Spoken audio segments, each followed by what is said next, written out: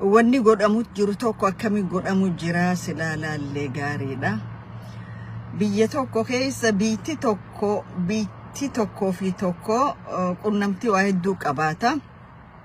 Foreign relation bifa adda addaatiin hojjetu.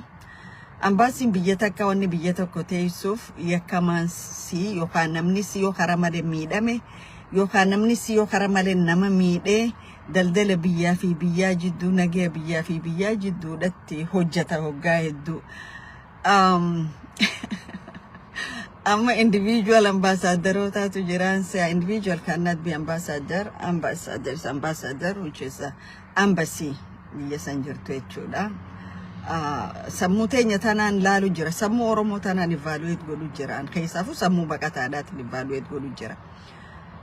Maaliifin kana haaluma deemu jiru kanarraa je'ee maal seetan lukkuutu waa hedduudha haati lukkuun bakka hedduu dheeyxee waa haati asii wayii haati achi wayii haati dikeerraayis gadiin teessu lukkuun odoo waa haatuuti ablee fiin qaltu baaftii jaan amma ablee fiin qalan baasaniiti aflee san dheefa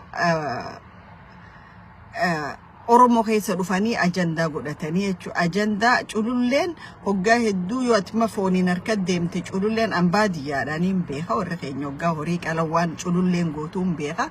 Cululleen tun hoggaa foon kana agarte dhuftee hin xilif gootee kutti jechuudha. Wanta akka xarafa harkatanii ka'anii akka waan abbaa itti tahanii waan san godhanii maal godhanii hedduu nama ala kanatti intelligence mootummaa saniiti undercover'idha jechuudha. Undercover intelligence'dha. Asiin mootummaa dhaqeeqaa asiin maal qeeqaa asiin mootummaa qeeqaa asiin maal qeeqaa but they are agent of the government jechuudha. Kana asumatti hin dhiise bira kutaa hoggaa gariin illee dilaawina hoggaa hedduu hoggaa dilooytanni arkama. Hindiloomina faaga keessa isin bayina khawaa nama godhuu danda'u rabbii nama fuutanii rabbiin waliin madaalsisana san shirkiidha jechuudha. Nama fuutee hoggaa rabbiin wal madaalchifte namaan hoggaa mootii mootota itti shirkii keessa seentaa jechuudha. Shirkii irraa ifeega. Individual is just namni tokko nama tokko. Wanni dubbatan odoo jiru kitti dubbatan nama rakkiseetti Oromooni kakaraa ijoo dubbitiyyaattiin deebi'a. Dubbinti ya guddoon rakkoo Oromiyaa keessa jiru keessaafuu rakkoo Wallagga Bahaa keessa jirudha. Wallagga Bahaa aanaalee amma Oromoon julmaan itti dhumaa jiru kana qaamni aktarri as keessatti nama fixaa jiru tokkoo fi lamaa miti jechuudha. Bulchiinsa gandaarraa qabee haga liyyuu haayilii poolisii jaanirraa qabee haga naannawaa Amaaraa federaalaa keessa cufti keessan harka qabdanii jechuudha. Dhumaatii Oromoonni kana dhumu jiru kana arra biyya san keessatti neersiin nama deessisu takka bifa saniin ajjeefamu jechuun warri ogummaa adda addaa qabu baankers warri baankee beetonni dilli kun bakka takka dhumu jechuun Oromoodhaaf hammam takka akka gatii kafalchiisu laala. Nama tokko barateemma sadarkaa maneersisanii quufudhaaf idul takka time jechuudha. Namni kun lubbuu nama meeqaa dandamuu danda'a jettanii ilaaluutu isinirra jira. Maaliif dhumaatiin Oromootun akka qoshaashaan lakkaa'amuu dhabdee yoo innee yoo laalle tokko bulchitoonni naannawni Oromoo keessa dhumu jiru kanaaf naggada guddaadha. Kun naggada guddaadha maaliif maallaqni tokko hoggaa baankii irraa miliyooneetaan fudhamee deemu gaafa lakkii warri kun waan kana fuudhanii deemuu qabanii warri kun fuudhanii deemuu qabanii gaafa jedhamu already connection wayiitii jira jechuudha. Gadaa komandoon ajjabee haademu ajjabee moo maal jette lakki liyyuu haayiliin ajjabee haademu liyyuu haayiliin naannawa sanii 50-50 diqaalaan achi keessa guutte hedduun si faannoodha. Warri naannawa san taligu ajaju faannoodha. So amma hoggaa horiin kun bahuu warri horii san baasaa je'ee fi warri liyyuu haayiliin kun ajjabee haademuu je'uu fi warri waan san dhaabee qaalii Oromoo akkana fixe kun connectioniidha qabu jechuudha. So kanaaf as jenne achi jenne harki mootummaa keessa jira jechuudha. Keessaafu harki fiinxaleeyyii warra kanaa sadarkaa federaalaatti jiru jechuudha. Mootummaan federaalaa bilisa jechuu hiyyaa miti.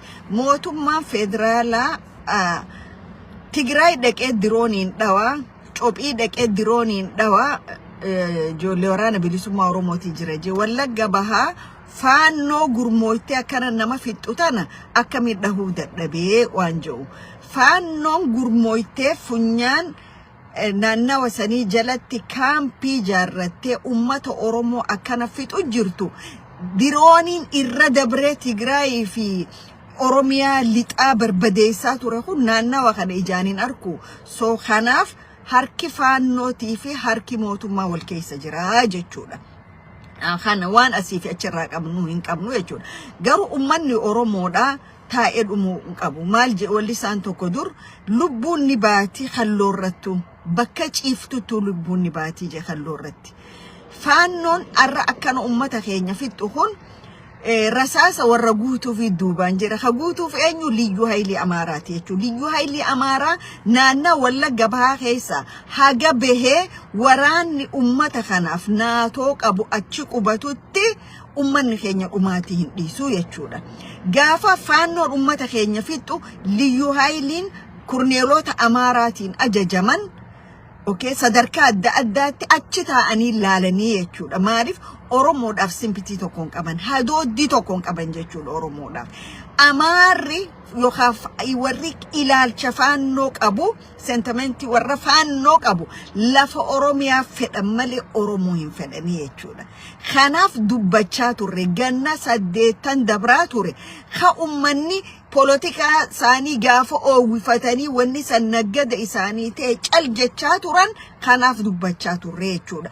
Arra hoggaa biizinasni namarraa cufame gabbahame waa'ee Wallagga bahaa haasa'uun xiqqoo isin madaalchisaa jechuudha warra garii. Maaliif wanni cufti ganama badde.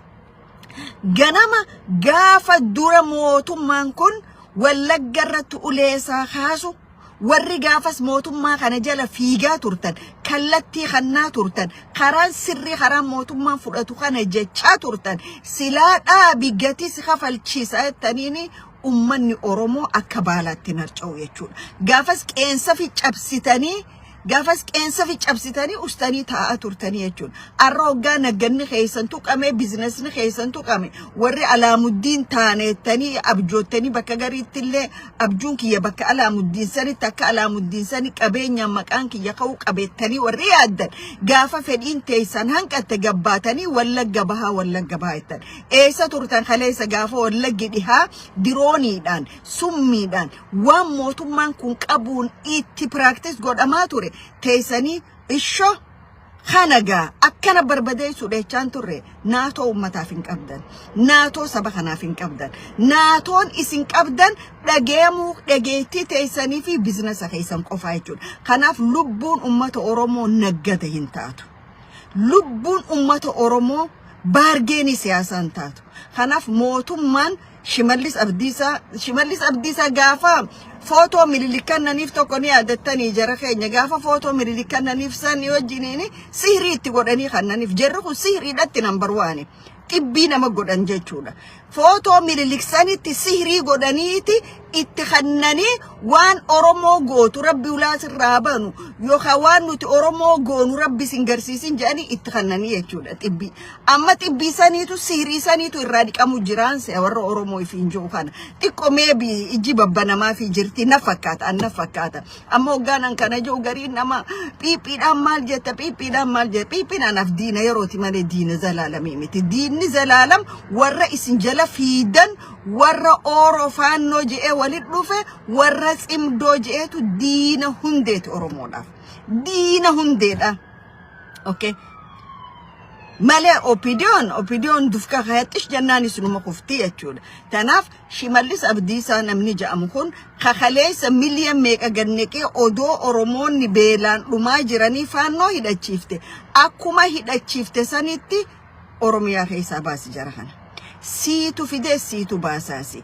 Warra isaanii wajjin maniu meerii jiini haa godhate kanaas yoo dandeessu hojii mari'adhu yoo dadhabde immoo waliin baasi Oromoorraa. Ummanni Oromoodha gatii lubbuu haga yoom kafala. Haati Oromoo haga yoom duuti. Haati Oromoo haga yoom ilmaan hiyyeessa guddifti. Haati Oromoo ilaa haga yoom beekasi awwaalti. Haati Oromoo ilaa haga yoom abbaan Oromoo kan wallaansaaf magaalaa takkarraa magaalaa takka deemu faannoo shiftoota Amaaraatiin ajjeefamu.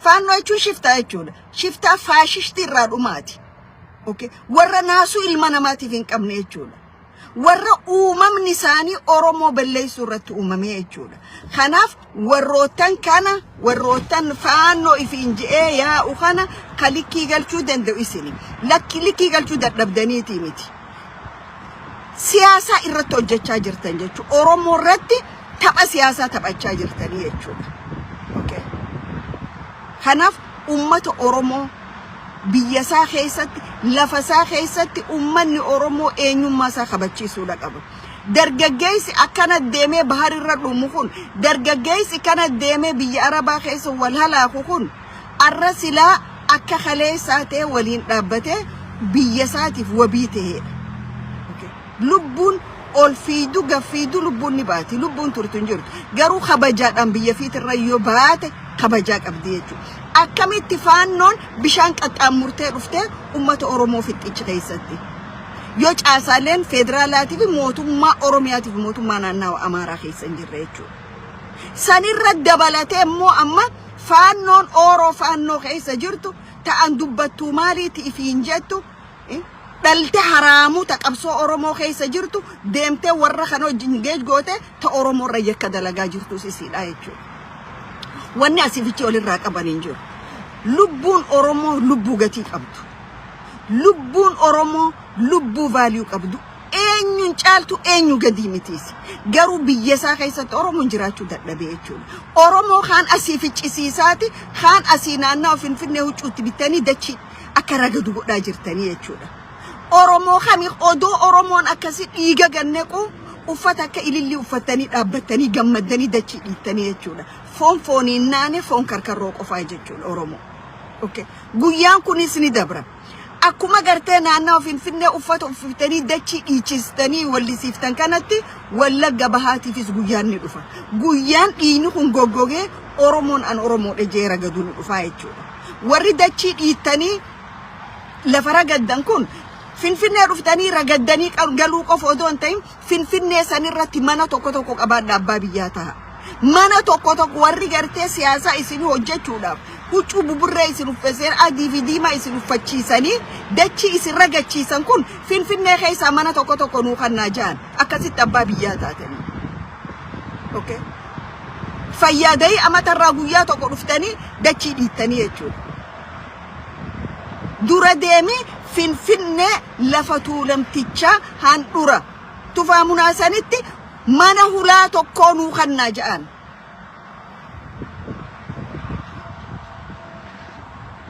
خناف جرخين وان برارة أورومو يولي قالوا دردبي أورومو ما في أوروميا رولي قالوا دندو كابا أوروميا في أورومو ما رولي قالوا دندو كابا أرى أكما baroota dursan baroota dur Oromoo naannawa finfinneetti dhiibanii balleessanii lafa san warri biraa kileem godhatti wanni dirree dhawaarra deemu jirus tanumaa jechuudha. Dirreen dhawaatis attention argachuudha qabdi.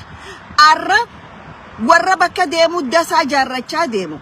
Ona Gadabuursiitiif ona Afar keessaa guuranii naannawa malkaa jabduu qubachiisanii Oromoo achirraa balleessuun kun fakkii finfinnee ta'uu deemti jechuudha. Tanaaf mootummaa Oromiyaa kaifinjo so called mootummaa Oromiyaa kaifinjo bulchitoonni Harargee bahaa kaifinjetta yoo jiraattan yoo dhiiga qabaattan yoo onne dhawata qabaattan ummata Oromoodha ka ona afran qalloo keessaa fuutanii arra bunnoo baddanne keessa rakkachaa jiran jimma keessa dhiiga booyaa jiran fidaa naannoo dirree dhawa qubachiisa maaltu isin dhorke dirree dhawaatirraa fuutanii bakka isaan hin beeyne geessitanii Oromon dhiigaan wal beeka garuu lafa isaan hin beeyne geessiftanii haga guyyaa edaa dhiiga boochisaa jirtanii jechuudha. Okay.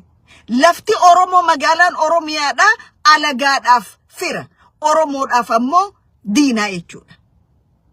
Okay.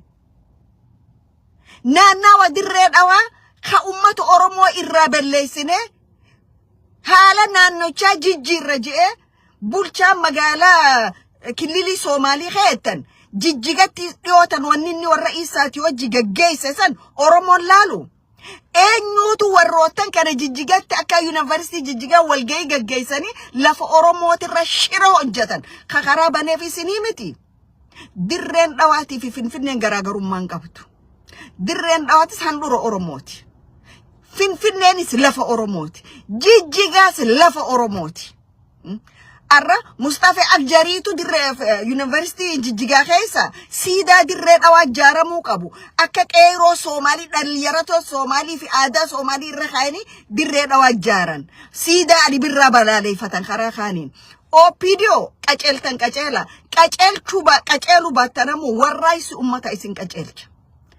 Ani warra biraatiitu isin qaceelchan jiru. Warraaqsa ummataatiitu isin qaceelchu ta'a jechuudha. Warra kaan ni agarra. Warra kaan haga tokkollee isin qaceelchan jenne baroota 4 dura abdii qabaachaa turre. Ammoo isin wal bittinneessite dhayxeema Oroo faannoo taate cimdoggalte jechuudha. Tana tuni cimdumoojji baddi rabbiin isi balleessuu ta'a. Oromoo ta'e kafaannoodha wajjin mirga Oromoo gaafii Oromoo deebisu. Hell no. Addunyaa tanaatu qiyaama sitti ta'uu ta'a jechuudhaati. Opidioon ammoo Opidio sabii pidhattanii immoo badhaadhina maqaa dhibba jijjiirratti wanni akka harmallaatti maalittiin beeka maqaa dhibba tokko jijjiirratti as deemtu kaneetti achi deemtu kaneetti piipii maquma tokko qabadhaa taa'ee itti isin yaamnu as seentan achi geeba kaan lau mana kaan lixi mana kaan lau meettan maqaa tokkoon ta'a maquma tokko ka isin beeynuun ta'a amata maqaa jijjiirratan kanaaf ummata Oromootiif nagaya buusa. Lubbuun Oromoo kana ol baduun qabdu. Lubbuun ilmaan Oromoo baha Wallaggaa dhumaa jiru yakka tokkoon qaban. Arra dirree Finfinnee keessatti Wallaggaa irraa yoo dhufte ati akka diinaan laalamta. Ati akka baqataan laalamta. Ati akka nama biyya biraatii dhufte ati akka nama waa balleessuun laalamta.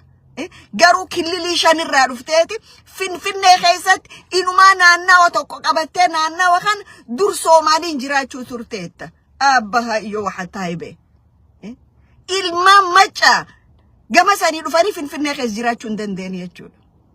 Opidio ammallee jala mureensiima. Yoo ifsirreessi. Faannoo Oromoo irra bobbaafte Oromoo irraa kaasi.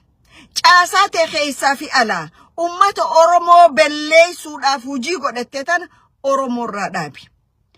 Yoo kanan taane Oromoon firraa si dhaabe jechuudha.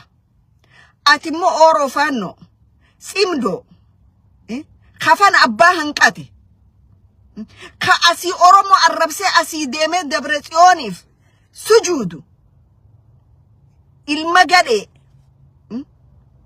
addagge Dabretsiyoon fira godhatte Shimallis diina godhatte ati tokkoffaa diina Oromooti. Shimallis diina yerooti malee diina dhumaatii miti. Dabretsiyoon kaleessa waan isin godhaa turan beeytanii jechuudha. TPLF halee ummata Oromoo godhaa turan beeyinaa jechuudha. Mootummaan kun godhutti hin jiru jechuu kiyyaa miti. Garuu ummata Oromootti wanni isin as ooftan Wallagga bahaa kabachiisuu dadhabdeeti Finfinnee dhaqnee wajji mari'anneetta. Ummata manni amantii isaanii kaampii waraanaa ta'e. Ummata amantii isaanii partii siyaasaa taate.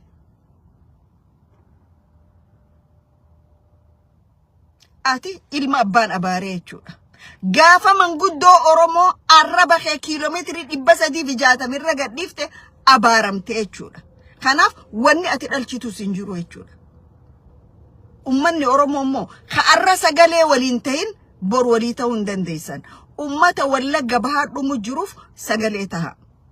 Nyaapni hamaan kun, nyaapni badaan kun, nyaapni morma namaa muree deemu, ilma namaa ibiddan neqee gubu kun yoo achi garagare maal akka godhu inni nuuni beeka. Garuu achi ni dhufaayin waan biraa waan wal gaafannu jechuudha. Maaliif Oromoon hin duune jechuudha. Hin duune ni jiru Oromoon. Kanaaf achi ni dhufaayillee je'ee waan ni godhu hin barbaadu. Amma ummanni Oromoo nagee harkachuu qaba. Kakara kaanii wanni tokko hoggaa dura badu sirreessa Oromoo. Gaafa jalqaba rakkoo takka laa dhukkuba tokko yoo ganamaan agarte qoricha hannuu fi laafaadha wayyeessuun fayyisuun nama san. Eega garuu dhukkubni san baballate hireen namni dhinuudhaa xiqqoodha. Kanaaf hokkara amma bakka adda addaa ka'u kana gaafa jalqaba ka'e waan bu'aa isinii qabuuf ustanii jechuudha. Interestii mataa keessanii waan keessa jiruuf ustanii jechuudha. Silaa yeroo san dhaabuu dandeessan. Arra garuu daangaa dabarraan gabbaatanii iyyitanii jechuudha. Gaafa kalee maqaa keessanii namni wal doorsisaa ture lakkii dhaabaa maan jeina. Tanaaf dhiini Oromoo biyya alaatii fi biyya keessattis naggada siyaasaa ta'uu hin qabu.